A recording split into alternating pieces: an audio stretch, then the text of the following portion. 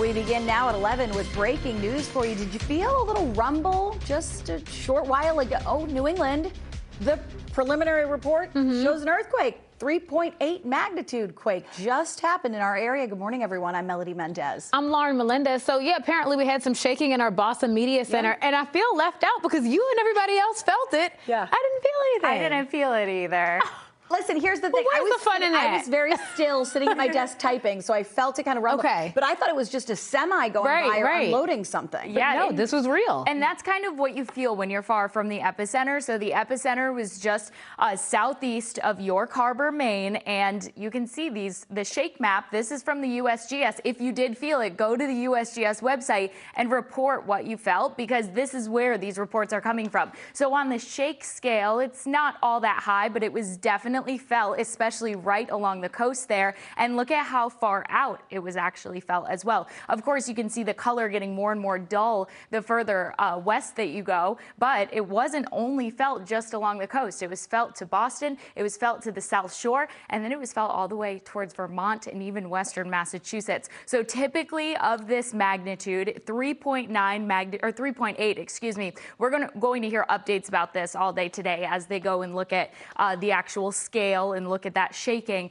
as it happened. So right now, 3.8 magnitude, 7 miles southeast of York Harbor, Maine, and it was strong enough to feel, but typically a 3.8 magnitude isn't quite damaging. It's just enough to shake and be like, what was that? Was it a semi-truck? Why am I feeling some shaking? But no known aftershocks at this time. We'll keep watching that as we go through our next few hours. Right now, though, 3.8, not the biggest earthquake we've ever seen, but enough to cause a little bit of excitement. We'll talk more about what to expect for our next few days with snow chances coming up. Thank you so much for keeping us updated, Sydney. We have more breaking news. We're staying on an early morning bus crash. This is huge. It backed up traffic for miles. That coach bus brought down multiple utility poles on Route 1A, causing a traffic nightmare. You can see it right there. Our Manash Kungwari has been following this for several hours now. Manash, what's the latest? Well, it was in a major event. Now take a look at just how many utility crews are left behind, still continuing to work the scene. The good news is that everyone who was involved in this is expected to make a full recovery, including the bus driver. I mean, look at all the police presence. Look at all the construction vehicles. This is a pretty big event. One that impacted traffic for hours. And one that impacted every business in the business park at 175 McClellan Parkway, including Sly Egidio's Beantown Collectibles. We have no power, so, you know, being an online business, things are a little sporadic today, and it's Monday, which is always a big day. First responders say just before 5:40 Monday morning, a coach bus hit a light pole on Route 1A, which brought down 3 additional poles. So we had wires all over the street, about 4 transformers all over the highway. Boston Fire Chief Mark Raymond says at least 2 people were taken to the hospital. All had injuries that were considered non-life-threatening. But this was an incident that had a major impact on the roads. Well, this is the feed line from the North Shore right into the airport and the 2 tunnels.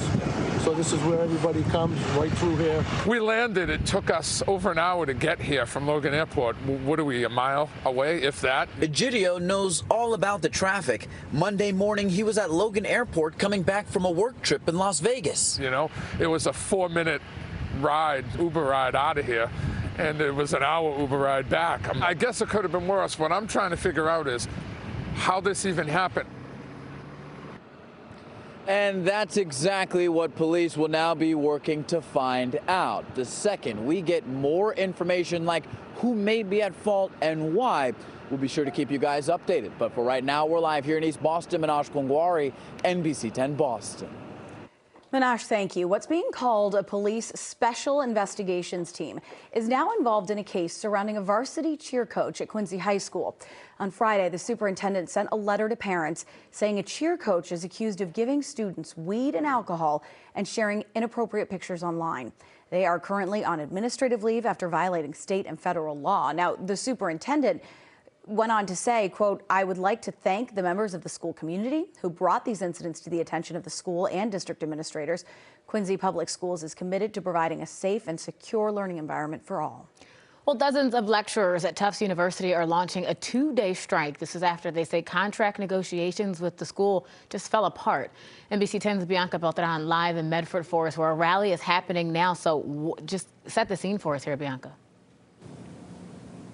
Good morning. Well, that rally just wrapped up here on the steps outside of Mayer Campus Center. We want to show you video of the crowd that gathered out here this morning. They include some full-time lecturers for Tufts School of Arts and Science who say they are overworked and underpaid, and they're demanding changes to their compensation and workload to keep up with the rise in cost of living as well as increased student admission. Now, the union representing these lecturers say the lowest entry-level salary for their position is $64,000. They want a 3.5 annual raise in addition to a cost of living adjustment and a reduction in their workload. Now, the union says many lecturers cannot afford to live near campus because of this. And a university spokesperson tells us they are committed to working with the educators to come to an agreement that is fair for all of its employees. And as for any classes that may be canceled due to the walkout today, in a statement, the university said the lecturers are expected to take steps to ensure the academic integrity of the classes like they would if the lecturers miss class because they are sick. Now, these contract negotiations began last April, and we spoke to one of those educators about where these negotiations stand. The proposals coming back from the administration have made us feel like they need us to choose fair workload, livable wage. We can't make that choice. Now, this rally here this morning is just the beginning.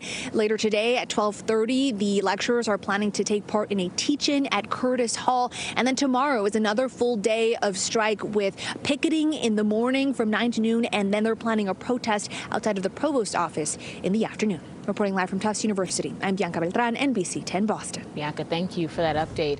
A car slammed into a home in Dorchester. This is on Woodrow Avenue just after 2 this morning. You can see the damage there. It hit the bottom of the porch and it literally lifted it up.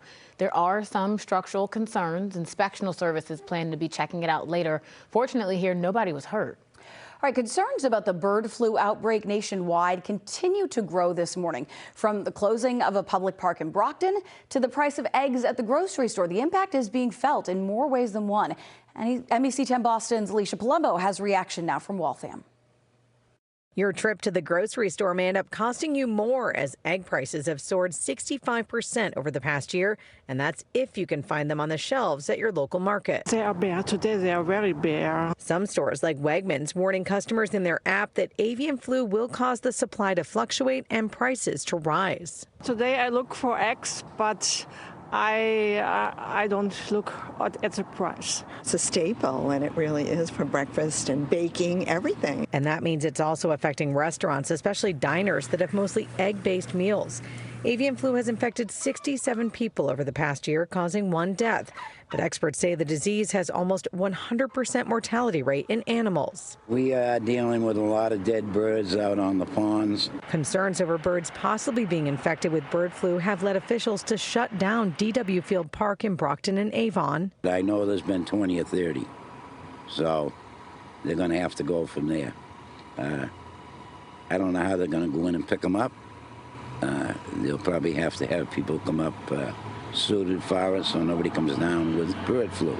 Officials caution people if you find an injured or dead bird, do not touch it, do not pick it up, contact local authorities. In Waltham, Alicia Palumbo, NBC 10 Boston. All right, great information there. 5 people are without a home in Everett this morning after a fast-moving fire, look at it, tore through the top floors of a multifamily home.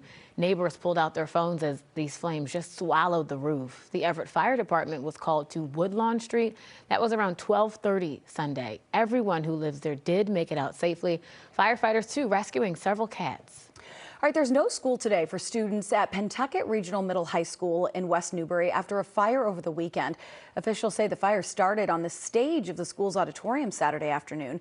And get this, the school's robotics team was working in a nearby classroom and jumped in to help contain the fire before first responders could even get there. Fortunately, no one was hurt, but there will be no school today or tomorrow. Streets in Gaza are packed as tens of thousands of Palestinians are returning to what's left of their homes. Yeah, if there is anything left for so many of them. Coming up, a closer look at the latest step towards peace after a deal between Hamas and Israel hit a bump in the road. Plus, families recovering from the California wildfires now have the rain to worry about, the warning for potential mud flows when we come back.